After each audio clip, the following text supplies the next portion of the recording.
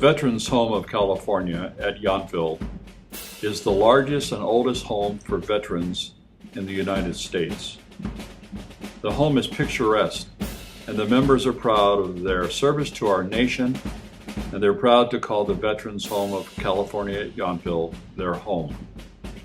Now for a few moments, let's step through the lens of the camera and meet a proud member.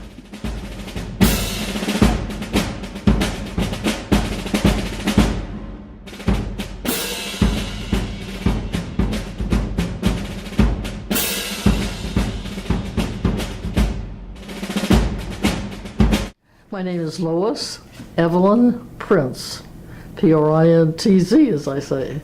I was born in Pueblo, Colorado, October the 20th, 1927. Childhood. I look back and I've often said I can never remember a time that I didn't feel loved. It was Depression years, and my grandparents and my parents frequently shared a home together because in those days you did. So I had 4 people in the home that were helping raise me. In addition, my mother had 2 sisters.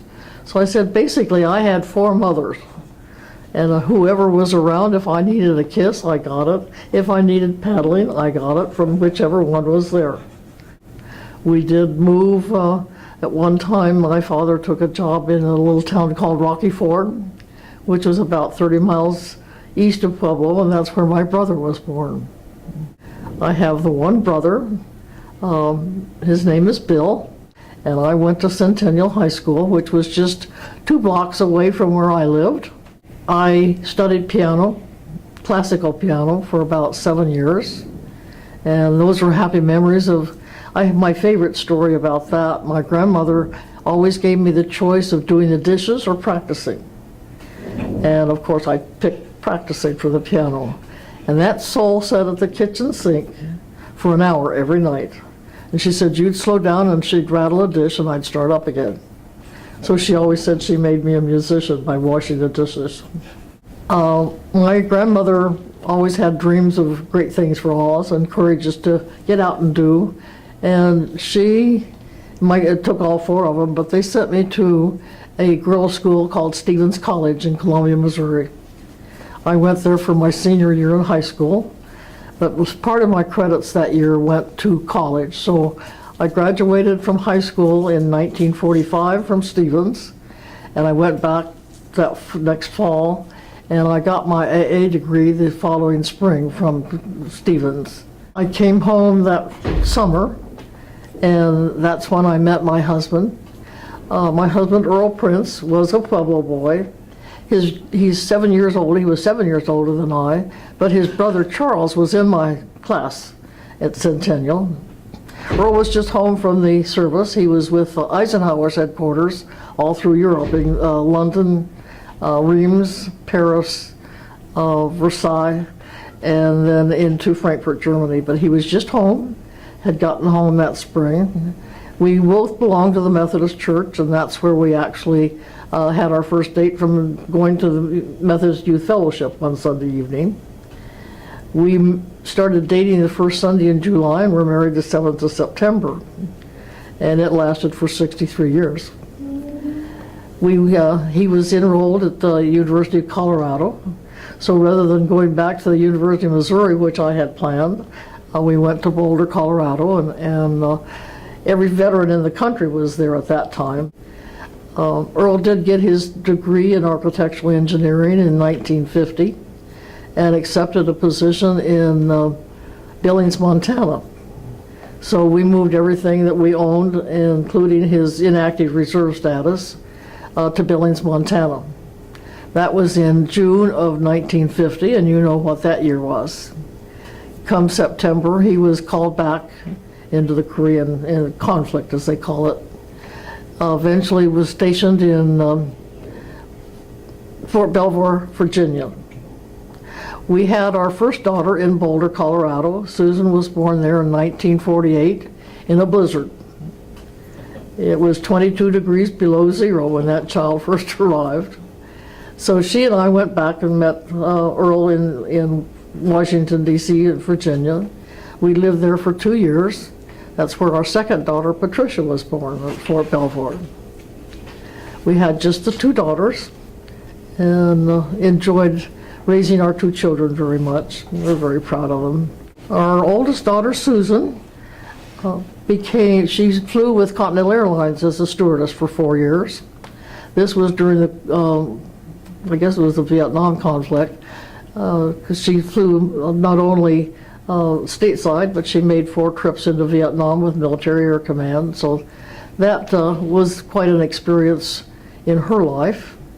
She stayed in the travel industry, and today she is the global travel director for McAfee and does a lot of traveling in reference to their travel. She has 1 daughter, Sherry, who lives in Danville, and Susan is living in San Jose. Our youngest daughter she lived in Los Alamos, New Mexico. Of course, that's where the atomic bomb was designed. She worked for the labs for about 23 years. She still has a home there, but she and her husband have a temporary assignment in Melbourne Beach, Florida, and they've been there just about a year. She has 4 children. Clayton is the oldest. He's in Denver.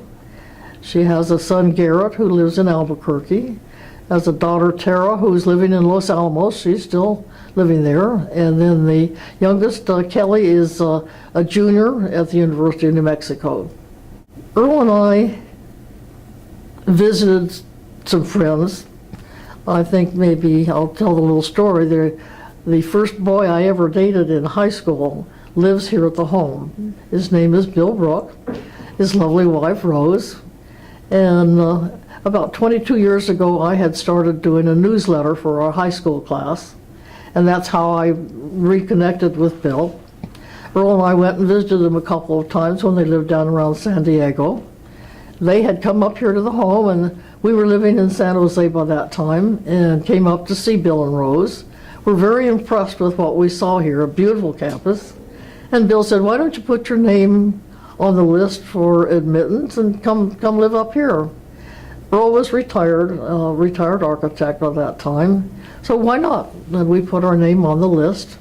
At that time, it took a while to come in, and so 2 years went by. From time to time, we'd come up and see what the status was. They told Earl if he would come in alone, that we would probably get in quicker. So he came up to the home in July of 2007. I was admitted on the 8th of May 2008, and that's how we came up here to the home. As I said, I came in May, and Bill at that time was head of the member helper program, and he had a job waiting for me. The Allied Council office needed a secretary office manager, so I started working in July of '08, and I'm still there. So it's very close to 5 years that I worked in the Allied Council office, which has been wonderful because I've gotten to know so many people.